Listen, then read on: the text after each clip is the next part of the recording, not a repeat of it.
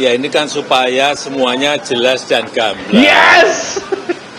Lembaga yang paling kompeten untuk di mana saya menunjukkan ijazah saya itu ya di pengadilan nanti. Mantap! Mantap!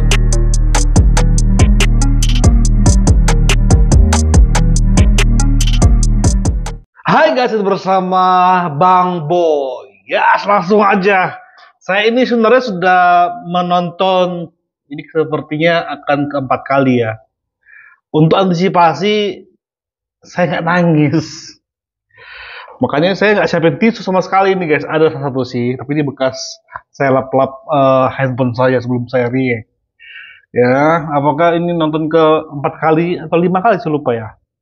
Apakah akan nangis atau tidak? Nah, ini nggak tahu ini. Soalnya sebelum saya nangis sedih banget lihat Pak Jokowi seperti itu. Akhirnya Pak Jokowi ke baris krim. Kita bahas, kita react. Itu dia reaksinya. Oh my god.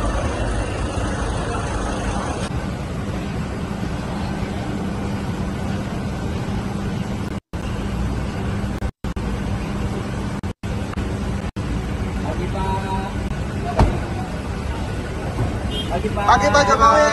Aduh.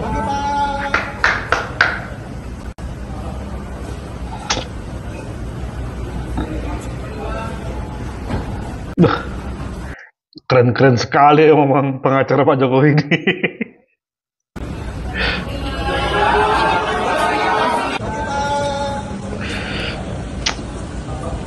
Aduh, wartawan udah ramai.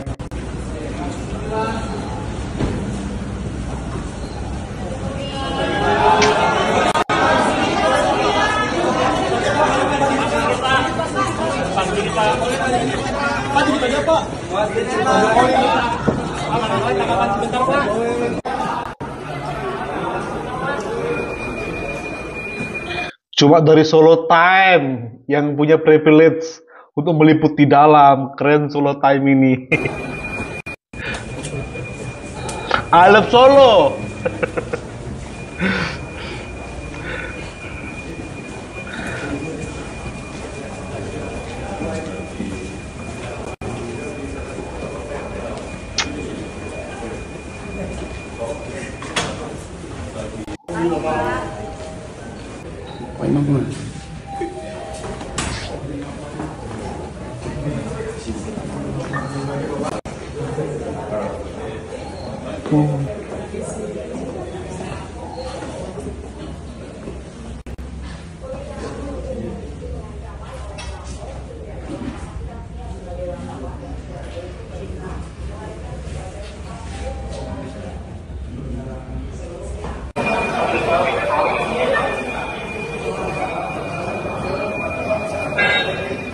Saat beliau kayak ngisi daftar tamu aja buat nyesek guys ya. Beliau jalan, ini seperti kayak ngisi buku tamu doang, sudah nyesek gitu loh. Apalagi kalau dia nanti masuk ke ruang BAP. Nih. Oh my god, oh my god.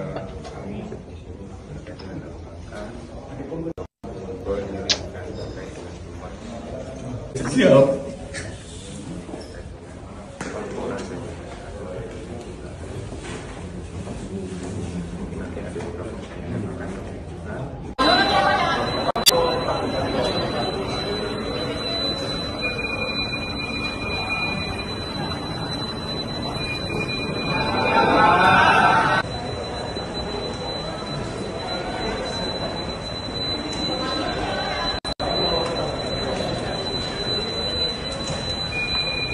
Oke.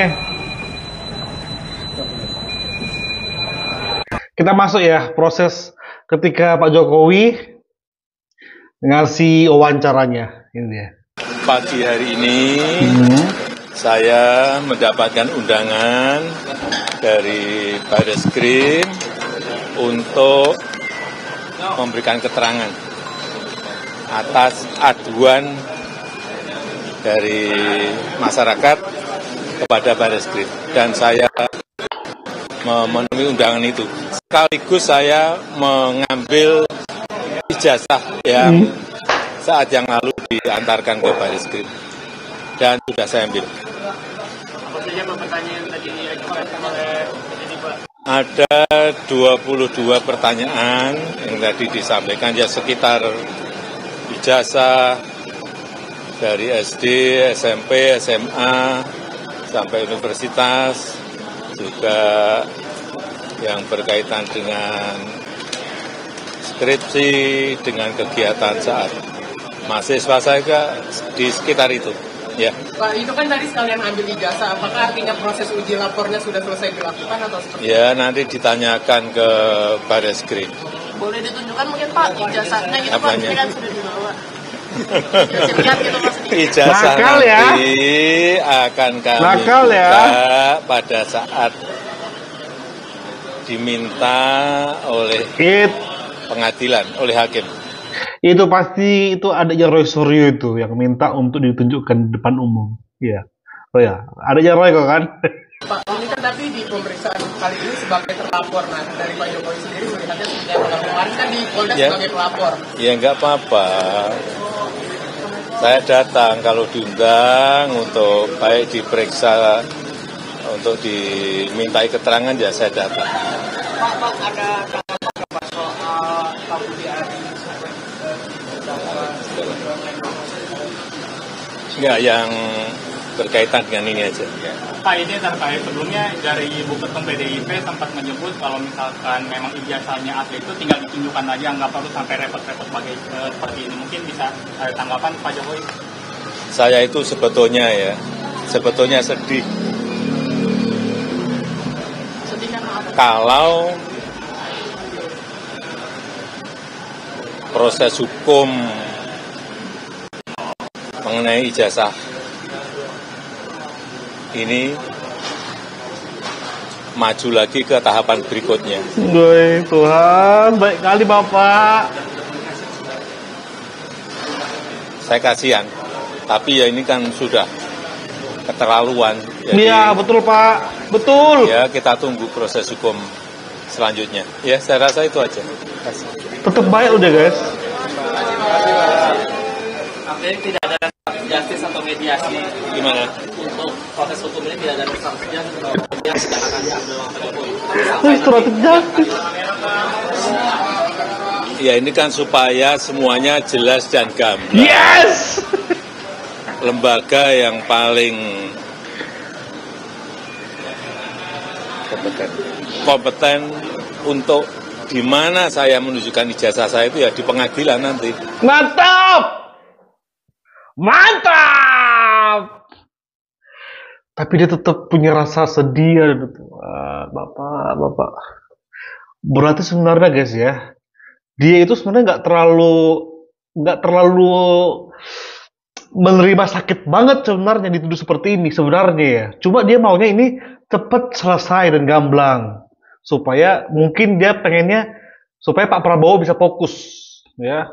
Orang-orang yang nyinyir dibungkam karena mereka sudah terbukti melanggar hukum dan Pak Prabowo bisa fokus. Walaupun dia mungkin sakit hati, tapi mungkin lebih besar keinginan dia adalah ingin masalah ini selesai dan Prabowo Gibran tetap bisa melejit dalam pemerintahannya. Gila sih.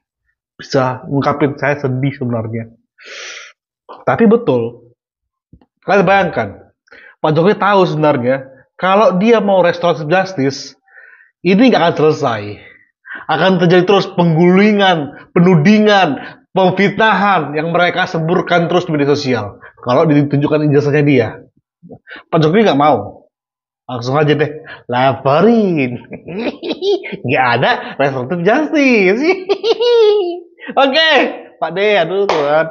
Tapi saya berhasil ya. Setelah saya nangis di 2 video awal sebentar saya nangis.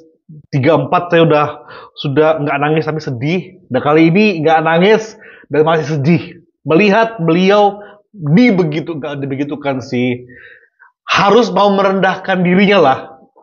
Untuk supaya orang-orang ini bisa terjerat atau yang lebih besarnya supaya Prabowo Gibran tidak lagi dituding diganggu dalam pemerintahannya. Nah, kita masuk ke apa sih pendapat dari tim kuasa hukumnya yang lebih lengkap? Itu dia, guys. Ini Pak Jokowi baru saja selesai untuk memberikan keterangan sebagaimana diminta oleh para penyelidik di Bareskrim sehubungan dengan adanya pengaduan masyarakat atas nama TPUA atau Saudara Egy Sujana mengenai adanya dugaan pemalsuan atau penggunaan jasa palsu. Jadi hari ini Pak Jokowi itu hadir sebagai pihak yang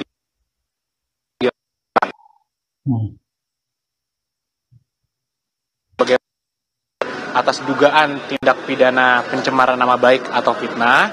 Di sini Pak Jokowi diadukan sebagai terlapor. Nah, kemarin itu minggu lalu Pak Jokowi juga sudah memberikan melalui keluarganya dan juga kami dampingi ijazah aslinya untuk dilakukan tes di Puslapfor. Jadi itu yang pertama kemarin kan. Ini yang kedua nih. Tahap yang kedua adalah Pak Jokowi dimintakan keterangannya. Dan sebagaimana kita selalu sampaikan di awal, Pak Jokowi tentunya sangat menghormati, sangat mendukung proses hukum yang ada, dan sangat kooperatif jika dibutuhkan informasi atau dibutuhkan dokumen tambahan dalam rangka proses penyelidikan.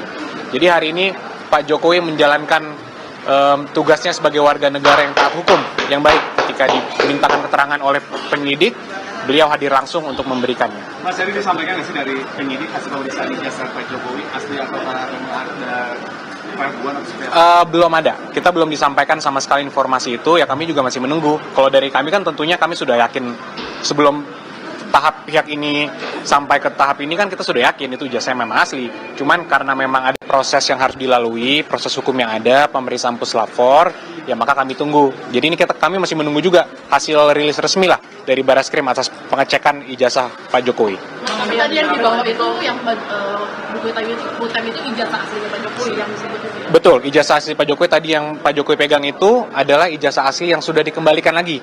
Kemarin kan kita serahkan untuk diperiksa. Hari ini karena Pak Jokowi dimintakan keterangannya, sekaliguslah serah terima balik ke Pak Jokowi. Tadi sempat dibuka ijazahnya itu sebenarnya. Gimana, Mbak? Ijazahnya tadi sempat dibuka nggak sih di depan penyidik gitu? Sempat. Pertanyaan-pertanyaannya juga seputaran ijazah tersebut. Dan mungkin kan ijazah tersebut sudah disampaikan dari minggu lalu ya. Jadi Sempat dibuka nggak sih? Nggak perlu kontak tanya, sempat dibuka. Ijazah tersebut seminggu bersama Bareskrim. Kok tanya lagi dibuka atau enggak? Tapi guys, saya ini kayak punya keinginan ya. Keinginan. Bang Boy itu punya keinginan. Bahwasanya ketika nanti Roy Suryo dipanggil dan Roy Suryo datang di Polda maksudnya. Nah, lagi proses pemanggilan saksi tersebut ya, baru tiba-tiba dari Bareskrim merilis bahwasanya ijazah Jokowi asli setelah dicek lapor. Nah, habis itu maka udah pasti Roy akan langsung ditahan.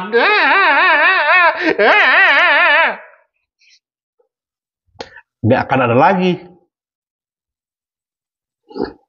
Gimana sih dengarnya Roy Suryo?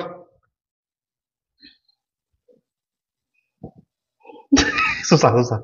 Itu Roy Suryo yang punya itu, guys. ya tentunya dari pihak penyelidik juga sudah melakukan Puslapfor dan semua yang diperlukan lah. Ya, jadi juga masih menunggu hasilnya.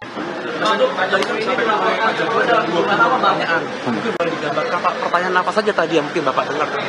Jadi pertanyaannya itu sebenarnya ada 8 pertanyaan besar, kemudian ada sub-subnya lagi, kita hitung tadi per poin, saya hitung itu sekitar ada 22 poin lah, tapi pertanyaannya sebenarnya ada 8 pertanyaan besar. Nah itu tentang sejarah Bapak pas kuliah, ketika Pak Jokowi KKN, kemudian Pak Jokowi skripsinya seperti apa, jadi detail-detail mengenai itu semua ditanyakan tadi. Selanjutnya gimana dari sendiri, apa udah ada proses selanjutnya seperti apa? Kita masih menunggu, tapi kalau logika saya karena sudah dikembalikan, ya mungkin artinya sudah selesai pemeriksaan Puslapfornya. Jadi ya harapan kami agak segera mungkin dari pihak penyelidik bisa memberikan keterangan lah mengenai hasil itu. Tapi kami tentunya menghormati dan kami menunggu. Kalau Pak Jokowi ini dilaporkan TPUA, benar ya? Dalam dugaan apa sih yang disampaikan ke? Jadi laporannya itu dugaan adanya penggunaan ijazah palsu. Jadi dugaan pemalsuan atau penggunaan ijazah palsu. Itu yang objek laporan pengaduan mereka. Itu nanti nyampe penyidikan gitu mungkin. Ini ya sudah ada tindakan-tindakan dari tim kuasa hukum seperti apa, sudah ada?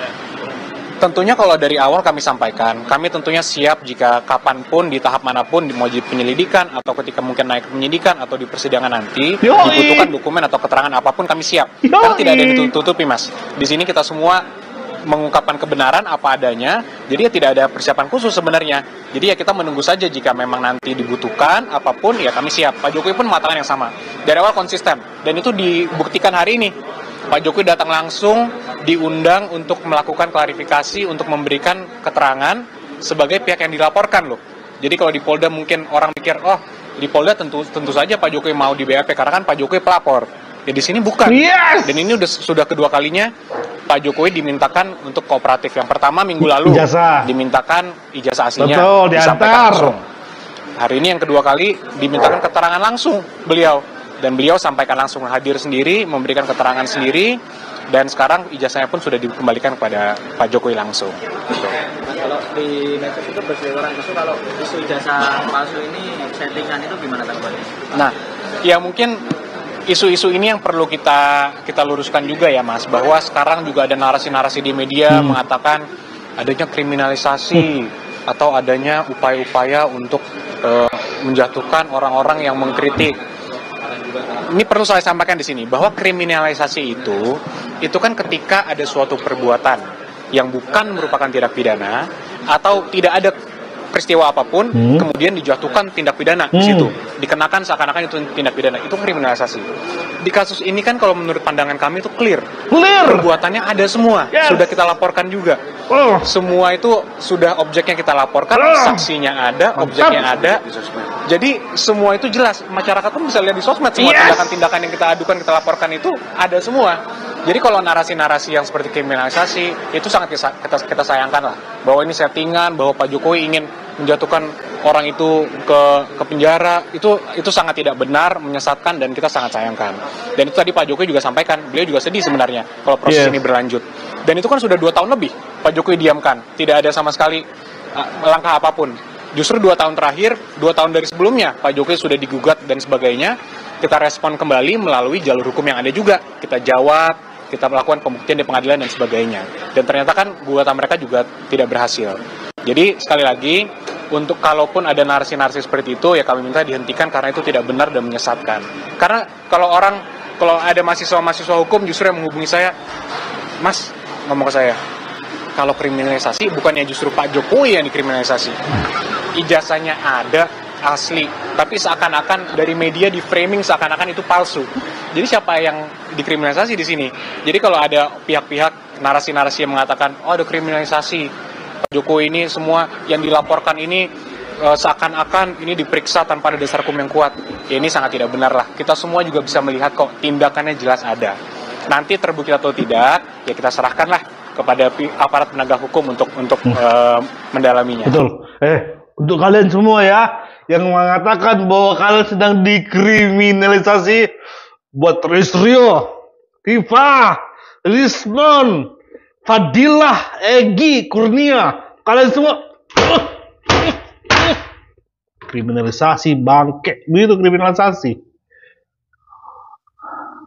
Kalian yang menghina Jokowi, kalian yang teriak kriminalisasi. Seharusnya Pak Jokowi yang berteriak kriminalisasi. Bangke. Pak Jokowi, hatimu memang besar banget untuk bisa menerima kelakuan mereka ini, Pak. Tapi kami nggak terima, Pak. Asli, Pak. Semangat terus penjarakan mereka, Pak. Walaupun bukan Bapak yang mempenjarakan. Lewat Bapak mengatakan tidak ada kata damai, berarti Bapak sedang menunjukkan untuk memerangi pemberitaan hoax, memerangi pemfitnahan. Dan kami terus kawal Bapak, Pak Jokowi, Pak Deku, presiden terbaikku. Dan kita terus kawal nih guys. Tapi mereka ini narasinya tetap gak berubah. Misalnya Rizrio membahas, kan gak mungkin sejam pemeriksaan. Goblok. Si goblok. Kenapa? Rekormu itu terpecahkan, yang kau agar-agarkan. Saya diperiksa 2 jam. Habis ini break, habis itu saya diperiksa lagi 2 jam lagi. Ini rekor tercepat. Kenapa? Kalah rekor sama Pak Jokowi, cuma sejam. Nampak kali kok anak manja yang gak mau dikalahkan. Padahal kau harusnya malu. Harusnya malu kau. Sok-sok selepel sama Pak Jokowi lagi kau. Bagi aku, debu di kakinya Pak Jokowi lebih berharga daripada kau. Oke. Kita akan terus kawal guys. Banyak yang akan saya up soalnya dari rakyat bersuara. Saya juga gak akan up. Support terus dengan ini. Thank you. Bye-bye.